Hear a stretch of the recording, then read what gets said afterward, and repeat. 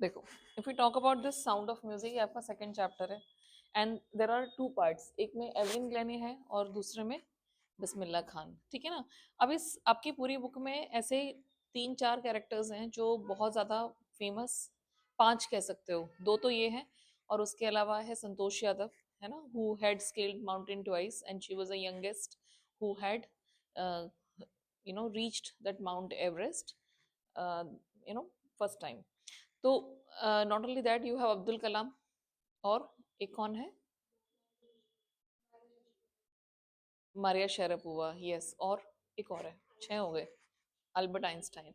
So these are the people whose life you are analysing.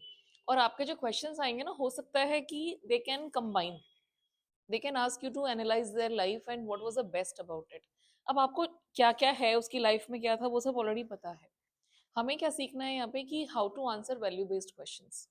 अब जैसे मान लो ये क्वेश्चन आया कि एवलिन ग्लैनी, तो सबसे पहले तो आपको ये पता ही है कि भाई she was a Scottish girl, she belong to Scotland. कहाँ से बिलोंग करती थी? स्कॉटलैंड, यूके का पार्ट है। पहले इंडिपेंडेंट था आइलैंड और बाद में इसको इंग्लैंड ने ओवर पावर कर लिया था। 10th क्लास में पढ़ोगे इसकी पूरी हिस्ट्री, क्या हुआ था स्कॉटलैंड के साथ। तो Evelyn Glennie was from Scotland and she at the age of 11 she became deaf. उसकी जो पहली डेफनेस थी कब पता चली थी? when she was 8 years old, है ना। her name was announced and she wasn't able to speak, she was not able to move, उसको पता ही नहीं चला कि उसका नाम बोला जा रहा है, she did not react। तो उसकी मम्मी को थोड़ा शक तो हुआ था, but by the time she reached 11, so at the age of 11 she became um, deaf completely, ठीक है। और जो एक्सपर्ट थे उन्होंने कहा था कि there was some damage in the nerve, तो कोई नर्व डैमेज हो गई थी, हियरिंग जो नर्व्स होती हैं, दैट नर्व डैमेज की वजह से she was not able to hear. Generally क्या होता है कि जब हम एक डिसेबिलिटी को फेस करते हैं तो we think that we are good for nothing, अब हम कुछ नहीं कर सकते लाइफ में। But on the other hand what happened with Evelyn Glennie के she found innumerable opportunities in that। what happened with her that she was very much determined, diligent, and she made persistent efforts। तो उसके diligent और persistent efforts की वजह से क्या हुआ, that she was able to make music her life। उसको पता था कि उसको लाइफ में करना क्या है, that was a very important thing. दो चीजें होती हैं, पहले तो आपको ये बताना चाहिए कि लाइफ में करना क्या है, what is your goal in life, what you want to achieve. So if you know where you are going and you work hard for that. दूसरा टास्क है आपका उसके लिए मेहनत करना, then you will definitely get there, मतलब आप अपनी मंजिल तक पहुंच जाओगे, you are definitely going to get the pinnacle of success. तो वो जो एक सक्सेस की हाइट है, वहां तक पहुंचने के लिए दो चीजें इंपॉर्टेंट है। कुछ लोग सिर्फ मेहनत मेहनत करते रहते हैं, कुछ लोग होते हैं कि प्लान ही बनाते रहते हैं, हम ये करेंगे, हम ये करेंगे, ये करेंगे। बट जिस दिन आपने दोनों चीजें मिला दी ना कि भाई ये this is our goal, be goal oriented. आपको पता होना चाहिए कि मुझे लाइफ में करना क्या है। कुछ छोटे गोल्स होते हैं, कुछ बड़े गोल्स होते हैं। लॉन्ग टर्म और शॉर्ट टर्म गोल्स बनाओ और उसके लिए डेडिकेशन के साथ आप काम करो। तो उस अगर उस समय आपके पास कोई डिसेबिलिटी भी है ना, तो यू कैन ट्रांसेंड दैट, ये वर्ड याद रखना। ट्रांसेंड का मतलब क्या होता है? अपने आप को ऊपर उठाना, beyond all that. And the same thing happened with Evelyn Glenny. Ron Forbes was a teacher. सबने कहा कि भाई अब तुम कुछ नहीं कर सकती, यू आर ऑलरेडी डेफ, तो तुम्हारे लिए कोई क्वेश्चन ही नहीं है कि भाई तुम परकशनिस्ट बनोगे। परकशनिस्ट कौन होते हैं? जो ड्रम्स वगैरह बजाते हैं, जो ऑर्केस्ट्रा होता है ना। तो यहाँ पे कुछ वर्ड्स आएंगे आपके, जैसे एक तो ऑर्केस्ट्रा, इसको ऑर्केस्ट्रा मत पढ़ना, इसको कैसे प्रोनाउंस करोगे? क, ऑर्केस्ट्रा, जिसके अंदर सारे जो ऑर्केस्ट्रा कैसा होता है, एक तो डीजे होता है, डीजे में तो सिंपली गाने प्ले होते हैं, है ना। ऑर्केस्ट्रा में क्या होता है कि you have the proper band, उसके अंदर गिटारिस्ट भी होगा, वायलिनिस्ट भी होगा, परकशनिस्ट जो ड्रम्स बजाते हैं वो भी होंगे, लाइक दैट। तो इस ऑर्केस्ट्रा में ये परकशनिस्ट बनना चाहती थी, she wanted to learn how to play drums. धीरे धीरे करके इसने और भी इंस्ट्रूमेंट सीखे, जाइलोफोन एंड ऑल दैट। तो she started learning that. Ron Forbes ने कहा कि म्यूजिक को तुम सुन तो सकती नहीं हो, इसे फील करो, you have to feel this music, and she started feeling it. तो जब उन्होंने ड्रम्स को ट्यून किया, उसको ट्यून किया जाता है, साइड में देखना ड्रम के ना एक लगा होता है, पॉइंट था, वहां से उसको जब ट्यून किया तो she was able to hear the higher drum from the upper waist and the lower drum from the lower waist, matlab below her waist. So she was able to feel that, and sometimes she used to remove her shoes and she could feel. तो जब वो stage पे होती थी, जैसे wooden stage है, तो वहां पे she used to remove her shoes and she could feel the music in her skin, cheekbones, fingers and everything. Xylophone बजा रही थी वो एक बार, तो जाइलोफोन में शी कुड फील स्टिक्स होती हैं उसमें, तो उसको ऐसा लग रहा था कि जो म्यूजिक है ना, it is flowing from the sticks to through her fingers. Can you imagine? It's like you are feeling something. आप सुन नहीं सकते हो, भगवान ने एक एबिलिटी ले ली उसकी, but other ability was given to her. और ये तभी होता है जब आपके पास एक पागलपन है, when you have that passion. So she was crazy for music and she wanted to learn that. और उसकी सबसे बड़ी अचीवमेंट क्या थी? Royal Academy of music.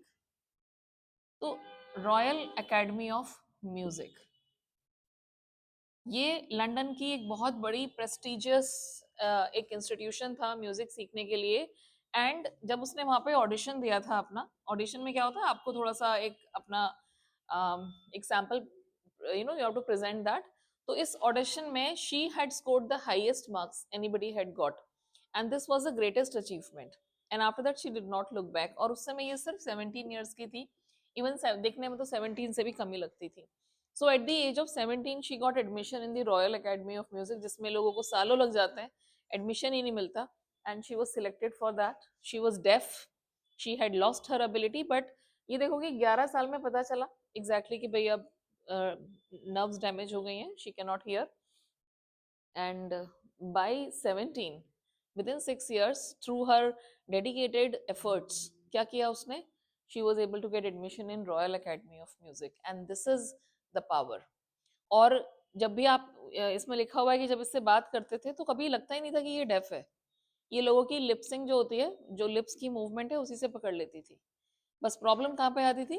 People with beard. अगर किसी की बियर्ड और मस्टैश है तो वो लिप्स छुप जाते हैं ना उसमें, तो she was not, she had little difficulty, otherwise she could do that. अब ये तो चलो ठीक है, तुम सुन, बोलना बहुत अच्छा था, स्पीच अच्छी थी इसकी, क्योंकि जब तक डेफ हुई तब तक पूरा बोल लेती थी, तो स्पीच प्रॉपरली डेवलप थी. और उसके अलावा थोड़ी सी बेसिक जापानीज भी सीख ली थी, और फ्रेंच लैंग्वेज भी इसको आती थी. अब ये कैसे सीखी being deaf? This is again a mystery. Such a talented person. तो भगवान जब आपकी कोई एक एबिलिटी छीन लेता है तो आपको बहुत सारी और एबिलिटीज दे देता है. लाइफ में सबसे इंपॉर्टेंट चीज क्या है? कि जो है ना, उसी को ही यूटिलाइज करके आगे बढ़ो, इंस्टेड ऑफ जस्ट कंप्लेनिंग कि I don't have this, I have this problem, I have that problem. Forget about it. आपको सिर्फ किस पे फोकस करना है? You have to focus only on what you have. जो रिसोर्सेज अवेलेबल हैं उसी के बेस पे आगे बढ़ो. Never, I mean, think upon you know your scarcities, कि मेरे पास ये नहीं है, मेरे पास वो नहीं है, एंड ऑल दैट. तो ये इस तरह से आप लिखना कि इसको कि एक मोटिवेशनल एक स्पीच की तरह लगे. हो सकता है इस पर डायरी एंट्री आ जाए, हो सकता है इस पे कोई आपको मोटिवेशनल स्पीच लिखनी हो. तो you should be able to pick up these incidents. तो लगना चाहिए कि आप एक स्पीच दे रहे हो and you are motivating someone. Is that clear? और एक मुझे इसकी सबसे अच्छी चीज ये लगी कि आफ्टर बीइंग सक्सेसफुल, क्या ये सिर्फ अपने बारे में सोच रही थी? पहले ये ग्रुप में प्ले करती थी, after that she started performing solo. ये अपने सोलो परफॉर्मेंसेस देती थी. और she also did a great job for prisoners, क्योंकि म्यूजिक की जरूरत किसको होती है? प्रिजनर्स, प्रिजनर्स को भी होती है. तो she was giving her performances for prisoners. और किसको देती थी? एक और था, इवन इन हॉस्पिटल्स, यस. तो जो हॉस्पिटल में पेशेंट्स होते हैं उनके लिए भी, you know, she was conducting some performances. So this is what she did. Free concerts होते थे प्रिजन में और हॉस्पिटल्स में. And she also gave priorities to young musicians. तो ये क्या बन गए उनके लिए? शी बिकेम एन इंस्पिरेशन के. और स्पेशली फॉर दोज, जैसे जो डेफ चिल्ड्रन थे, उनके लिए कि भाई अगर ये कर सकते हैं तो हम क्यों नहीं कर सकते. तो अब हमारे लिए कोई, हमारी नेगेटिविटी कोई बैरियर है ही नहीं. So now we can just get what we want. So such people inspire us, such people give us that hope that you know you can transcend anything, आप सब चीजों से ऊपर आ सकते हो, है ना। तो आपकी स्कैरसिटीज डिसेबिलिटीज कोई मैटर ही नहीं करती। What matters is your will power, your determination, जैसे आपने संतोष यादव में देखा है, यही सेम पॉइंट्स आप उसमें भी लिख सकते हो। So this is the main thing that you have to learn, ठीक है।